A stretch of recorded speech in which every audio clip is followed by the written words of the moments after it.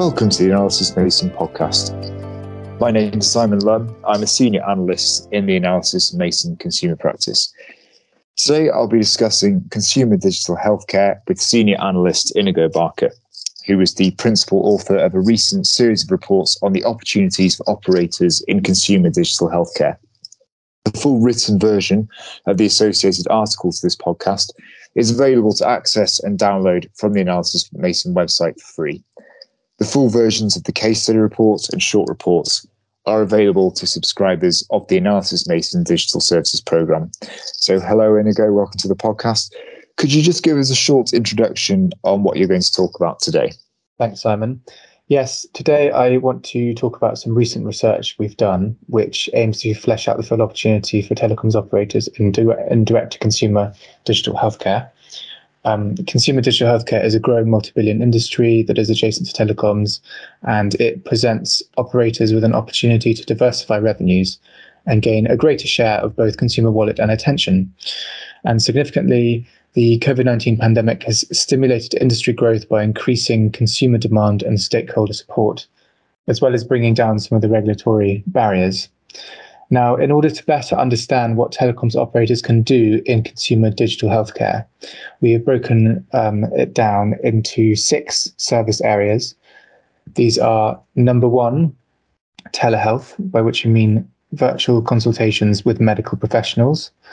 Number 2, wellness, by which we mean virtual support for everyday physical and mental health needs.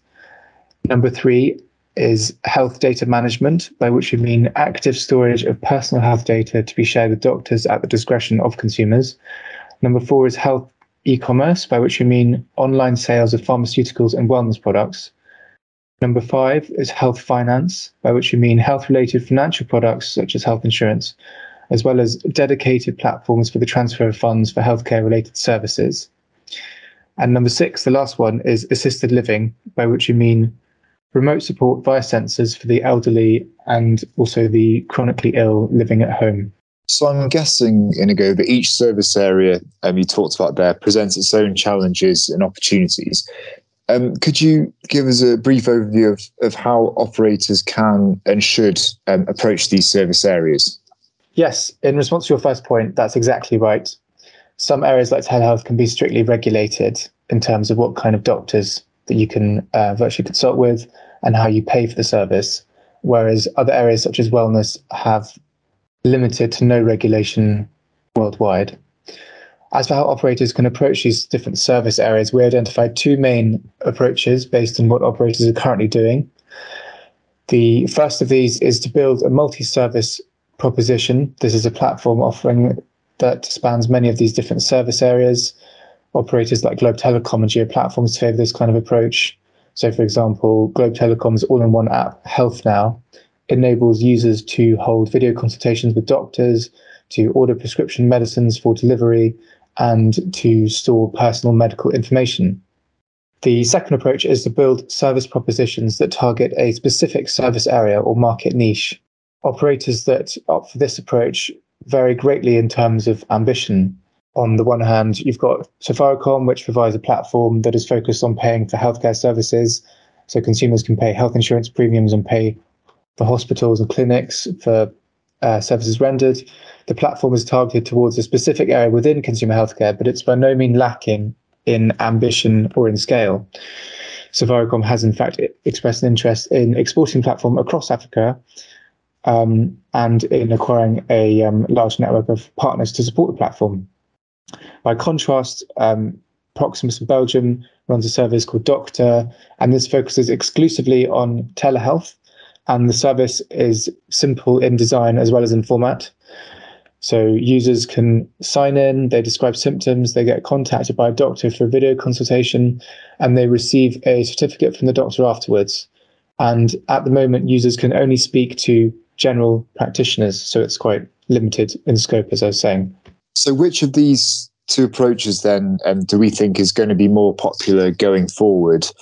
And is there an approach which is suited to a certain type of operator? I guess this might depend on geography and markets as well. Sure. So among the operators we profiled in our case study report, building multi-service propositions is the more popular approach, and that's because we're still in the early stages of the development of this market.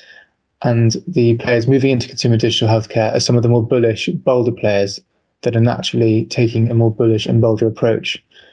But as the situation develops, this might well change. We might well have operators launching more cautious plays, so opting for the more cautious, concentrated service play.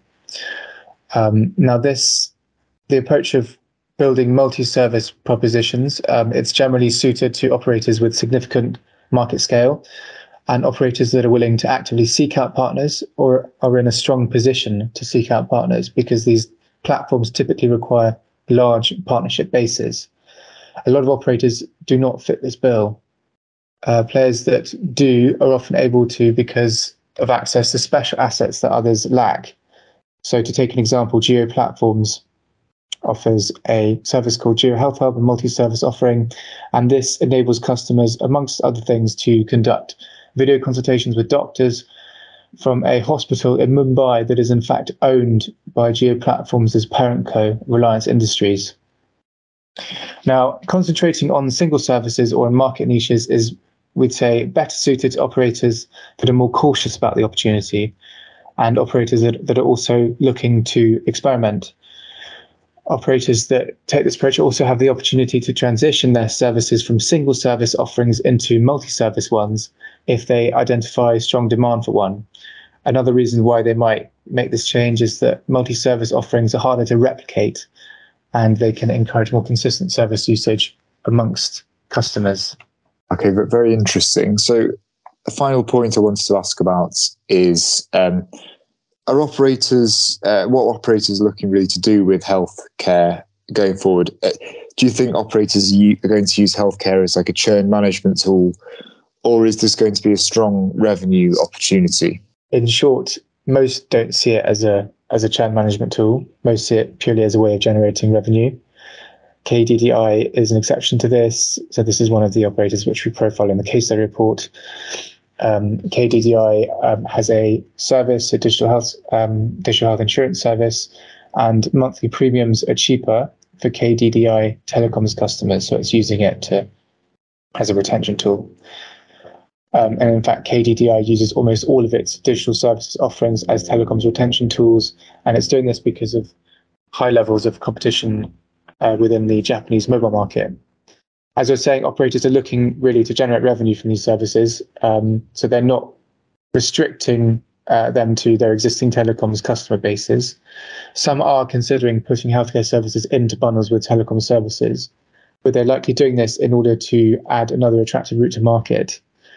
I think most operators quite rightly feel that it would be a mistake to focus on selling services just to their existing telecoms bases, because at this stage in the game, scaling up is really very important.